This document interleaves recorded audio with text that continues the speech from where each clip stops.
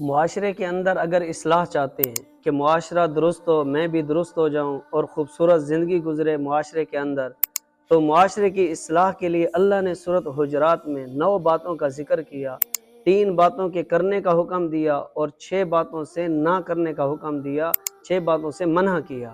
تو 3 باتیں کون سی؟ فرمایا فتبینوا، جب کوئی بات آپ تک پہنچے تو اس کی تحقیق پہلے کرو، فاصلحوا، جب 2 مسلمان لڑ پڑیں تو ان کے درمیان صلح کراؤ، واقسطوا، اور جب کہیں فیصلہ کرنے پڑے تو انصاف پسندی کو سامنے رکھو۔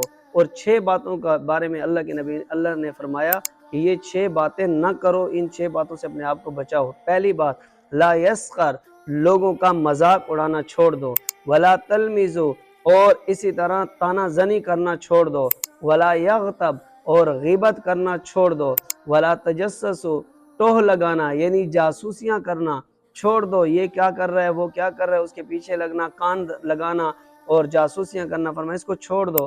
اجتنبوا کثیرا من الظن، اور بدگمانیاں لوگوں پہ چھوڑ دو، بدگمانی گناہ ہے۔